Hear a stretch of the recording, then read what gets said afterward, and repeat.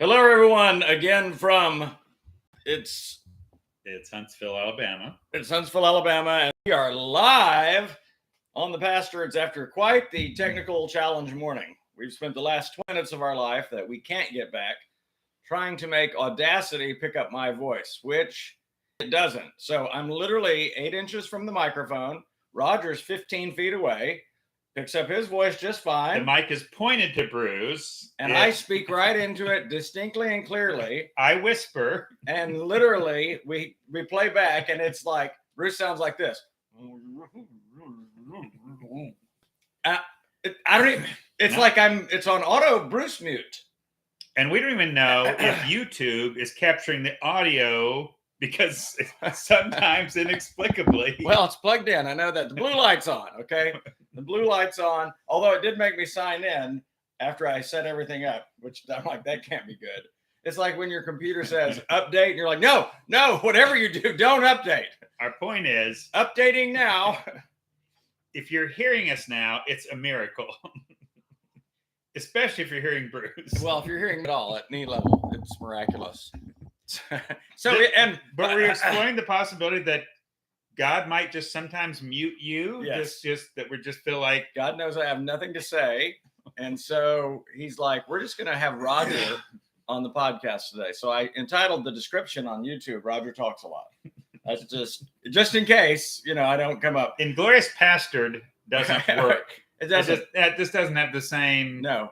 Sounds very narcissistic. Very singular. Yeah, very singular. By the way, we're going to have to talk faster today, friends. I know you're excited about that. That's not a problem for me, by the way. Roger could struggle mightily on that front. But we're using the Anchor platform. We only get 30 minutes, which is a relief for some of you. You're like, hey, this is great. The boys are only going to be 30 minutes today. Let's see if they can do it. It's a short cast today. And you never know. Sometimes YouTube shuts me off at 7 minutes. That's true. It's a really short cast. So this could be the miracle episode. We'll see how God works. We'll see how it goes. So I was thinking, Roger, I love the commercial. I both love the commercials about Progressive, the guy that helps you not become like your parents. Yes. So Roger and I ran into a new one. We're like, they need to do an entire episode just on this. So the older you get, the more you start adding an unneeded the before other words. So it's like, the internet, that's correct. But if you say the Google, people just know you're old. And so we were like talking this weekend and people were like, the Venmo. I don't have the Venmo. I'm like, well, it's not the Venmo. It's Venmo. Is that like a bank? Well, no, it's a software program that transfers money bank to bank. Well, I don't know about that. I just had all those moments of, the Saturday Night Live sketch about Alexa Silver or whatever it was that was. So Roger and I have got a great word for PayPal. If you want to increase your audience in the 60 and above zone, call it the PayPal. They'll love it. They'll be like all over it. Oh, I want the pay. It's this new thing called the PayPal. I just signed up for the PayPal and I'm killing it. Well, you can also get the Juno and the AOL it's a package deal now. This all started when Roger was talking to one of the nurses at the assisted living place where my parents are now residing. And he said, well, Dad has the diabetes. And I was like, well, you don't need a the there, Raj. You're becoming old. I was starting to say the something else. And then I thought diabetes was going to be the easier word. And anyway, you wanted to say something like the issue he has with diabetes, but you just said the diabetes, and the girl looked at you quizzically like, well, we got an old one here. It's the diabetes. Did my dad just walk the room? Oh, I could actually see the white-haired gentleman coming to you and going, Roger, you don't have to put the in front of diabetes. It's just diabetes. Right. That's all you need. Because his voice is very gentle, and probably no one heard me thanks to Roger's computer. Well, it's not the computer either, because the computer is picking me up on Anchor. Right. It's Audacity. Audacity just doesn't like my voice. There's something with Audacity, which I'm realizing what it feels like to be unheard. you feel like, being Have you ever felt like your spouse, you're talking to undervalued, them, and all they're hearing is, and they shake their head yes, and they nod. They just agreed to something. They don't know what it is. But the listeners know now we're going to be talking about Bruce's marriage again. Nope, not today. Not today. Hey, my marriage is doing just fine, Roger. And we're doing a retreat next month at Deer Run Retreat Center in Franklin, Tennessee. If you want to go, it's online out there. It's at the Franklin. It's at the Deer Run. This is going to be the episode. I can tell already. Unnecessary articles We're throughout the podcast. So did you hear? Now we're going to be. Did you hear about dolphins? Now we're going to be afraid to use the word "thee" anywhere. We don't want to have the inappropriate "thee." Oh. But there are places where it's still a young word. It's okay to use. Did you hear about the Broncos? I haven't heard anything about the Broncos, but thought you might have. I think they're still looking for a defensive coordinator or something. Okay. Anyway, Good times. Did you hear about the Asbury revival? It's funny. I thought we might talk about that today. Yeah, I'm loving it. It's fun to watch. Here's what What do you mean watch? Now, tell me about your watching. Okay, so you can see a lot of people are doing these things on TikTok. Okay. And then they'll upload them to other platforms. So TikTok? I've heard about this TikTok. Yeah, it's like the Snapchat. I also heard that the Facebook is going to start charging us to use the platform. Well, I just lined up for the MySpace. Good. We're going to downgrade radically to save $9.99 a month. It'll be interesting to see how many people drop out of Facebook if they do have a charge on it. But okay, sure, it's my primary platform for marketing events, but I'm not worried about that. So the revival, here's what I was thinking. A couple of things. Number one. Now, not everybody knows. Maybe. Okay, so you have over 50,000 people, from what I just read, have now visited Asbury campus, creating a real problem in town. For the town infrastructure. Because you have people coming from all over the world now. Right. So they're having to adjust prayer times only at specific times. And I haven't read deeply in that. You probably read more on that. But it is an extraordinary thing. And then other campuses are experiencing similar things where college students are establishing prayer and worship kind of services, and they're going on. They're having these 24-hour things. Samford University was one. So essentially, you have a Methodist college in Kentucky. Small town. Yep. They have 3 chapel services a week. I think what their president ended up saying is we had a chapel service on February 8th, Wednesday, and it never stopped. And so, but what it has looked like has been prayers, singing, confession, repentance, which I think is always good. It was interesting. I read just one little blurb about the guy that spoke in chapel that day. Yep. And he was like, I really thought I just ruined it. He thought I blew the talk. And Roger, think about how many times, we've talked about this as pastors. Because as pastors, believe it or not, we work on our Sunday morning talks. Okay. We want those to be helpful, beneficial for everybody, but okay. We did. Most pastors want their. I don't know what just happened there with that. No. It just does its thing. Okay, the screen just times out. But he was like, yeah, I thought I totally blew the talk, and I'm like, that's just like God. No, that's where revival breaks out. But we've laughed. laughed. The speaker thinks I just didn't do a really good job with that, and then God does that thing that only God can do. Because we've talked about on this podcast, Black Easter, the one that I just did the worst. I felt like it was the worst Easter. Right. Now, if there's one Sunday that you need to do a good talk, it's kind of Easter. I mean, it's a big deal in church world. And it was like I was preparing all week, but I could never settle on here's what I know I'm supposed to be talking about. And if you're unsettled in preparation, it's going to be unsettled or unsettling in the delivery. And it's one of those talks I never felt good about. several people afterwards, oh my goodness, that was just so helpful. I've never thought of it that way. And I'm like, I literally have no idea what I said. I felt like I was rambling for 40 minutes. This was actually a case of you speaking in tongues, because the Spirit was just saying the Spirit was saying things that I you was weren't not saying. or I think I'm saying these things, and the Spirit is like, yeah, it's totally retranslating what's coming. And it's this reminder that God doesn't need us to be at what we consider our best. I'm talking in any, not whether pastor, teacher, whatever. That right.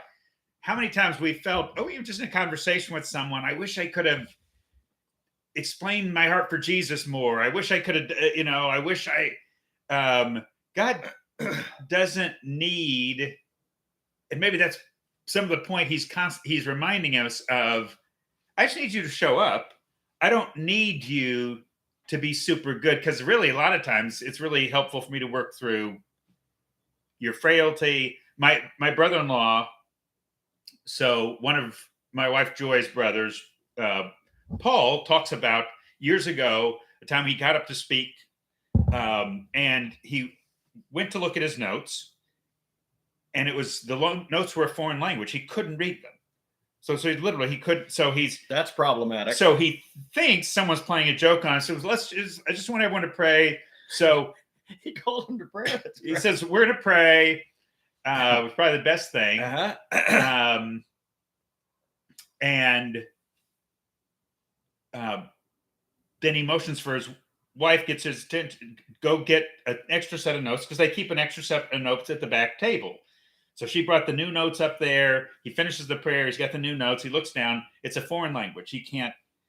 And so, are you being serious? No, no. It's a serious no. So he said, and then he said a point. Now I don't want to scare anybody. I don't think I'm having a stroke or something. But there's something he said. Because he was trying to initially talk, but then he needed his notes. He said, he said, here's what I'm going to do. He said, I don't know what's going on, but I can't read my notes. And so he said, he just ended up sharing the story of how he came to Jesus, how Jesus intersected his life. And it was rambly, and it was all over the place, and there are visitors there, and he's just he just has that cringe. He gets the end, but he had the same thing. People coming up afterward, and visitors that came, we're coming back. This is the kind of place, transparency, right, authenticity. And he actually said there was a person who said, when I was driving into church this morning, she said something to the effect of,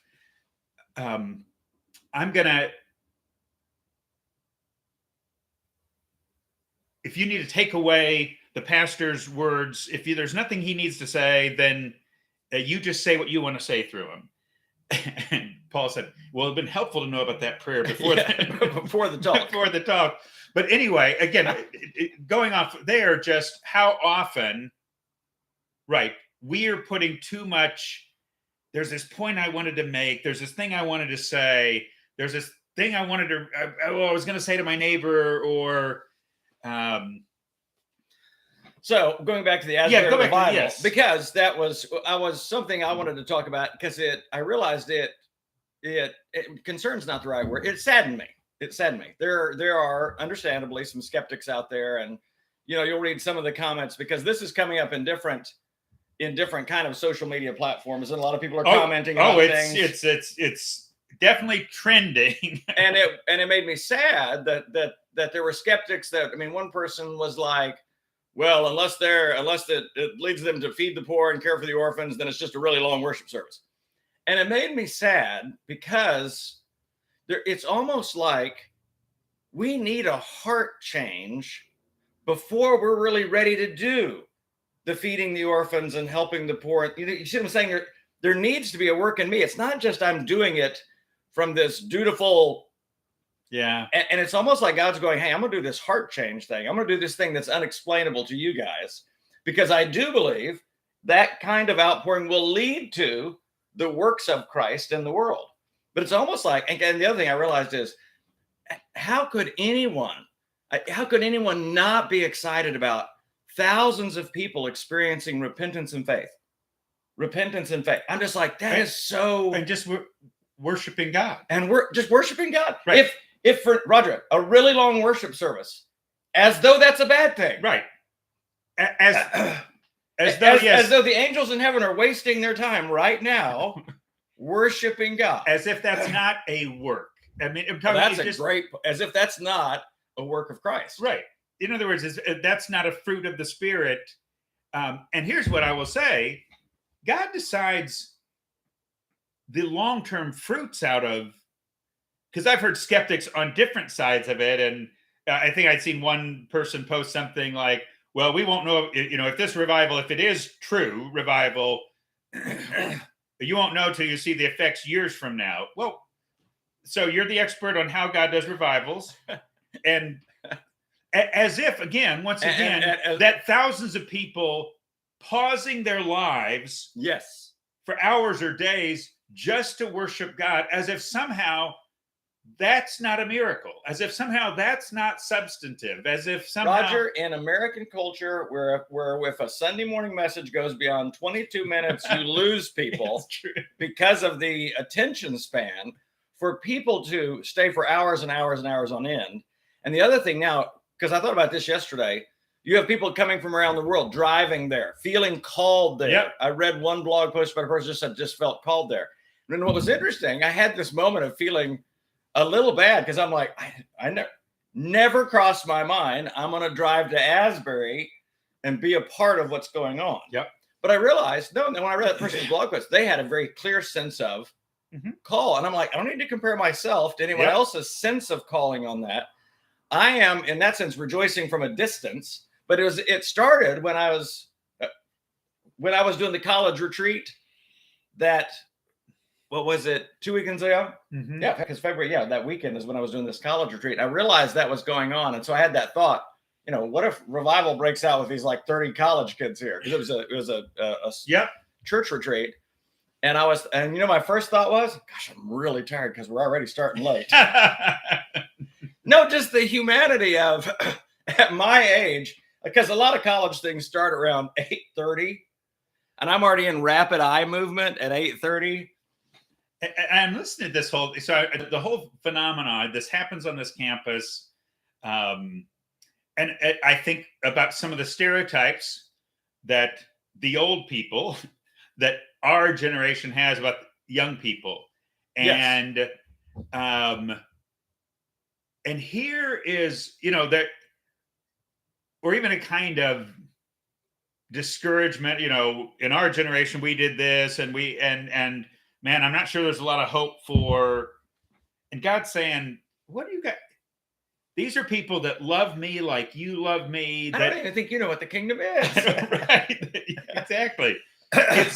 So I also had read, I think my wife Joy was telling me that she had heard that part of this, you had the speaker, but then you had, I think, this African-American or multicultural worship team. Okay. So it seems like part of this, however God chose, he chose to do it also out of youth, out of diversity. And I wonder about... Almost Pentecostal, when I as in the event that happened 2,000 years ago. Where God says, even where people are giving up on a generation, and it's just tragic again to me that every generation tends to look back at the former generation and, well, they have it so much easier, or we were that much more dedicated, or we've done, but they're lazier, or they're this. And it's just that, unfortunately, that sort of respecter of persons with the things we believe about a generation, with things we believe about an ethnic group or whatever, how often we just have kind of cast aspersion, we just kind of look down on, and God reminds, I'm working through all people, and I love that I'm working through multicultural, I'm working through young. It's not just middle-aged white people that my kingdom work is being done through. And We might be more the skeptics. We're Right. maybe one sitting back and, well, I'm not.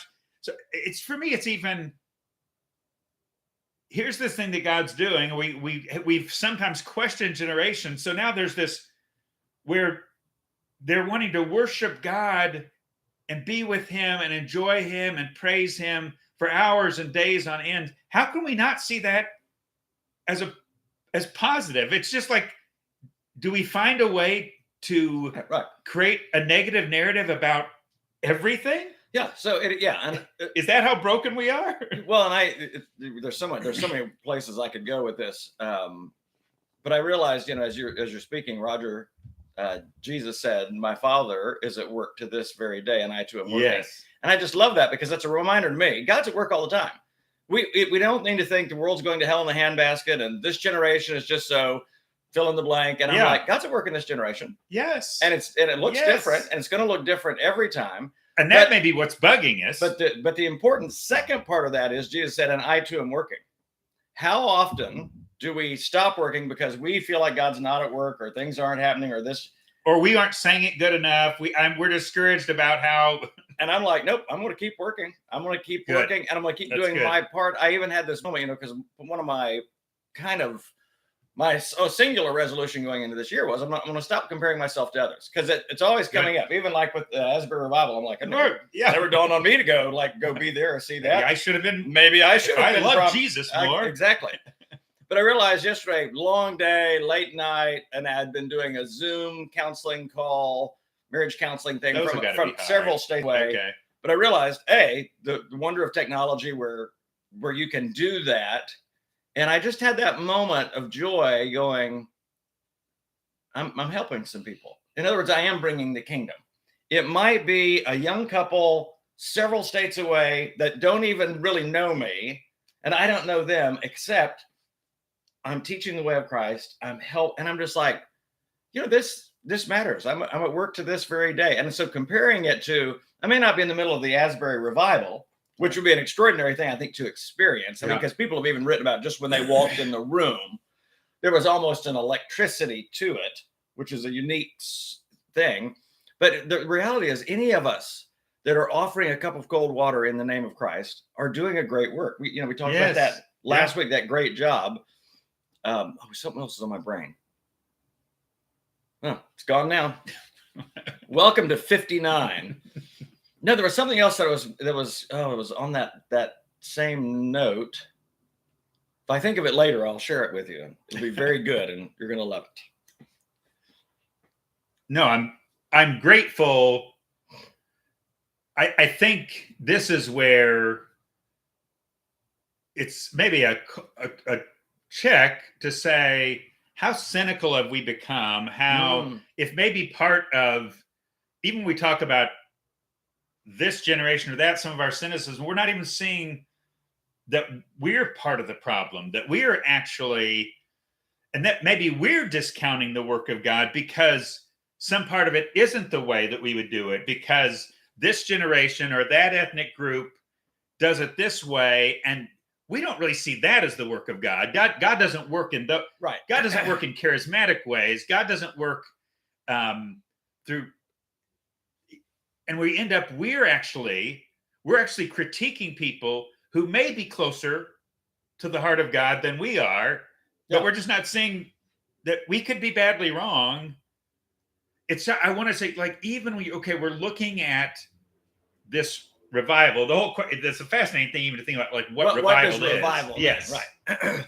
And I hate we have the shorter time today, but even there, I mean, the revival as a term, it's not like this Bible term. Verily they had a revival.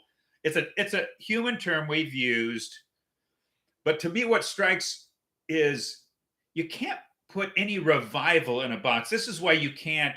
Well, this is a true revival if it worked like the Moody revival here, or if it worked like the Chicago or the this South Korean outpouring, or if it worked or Finney, or Jonathan Edwards, and these God has showed up. So you look at Pentecost. Pentecost had one kind of look. It was like, well, it was maybe the first New Testament revival, but I'm thinking about Nineveh back in the days of Jonah. You talk about a revival, right? You talk about an outpouring.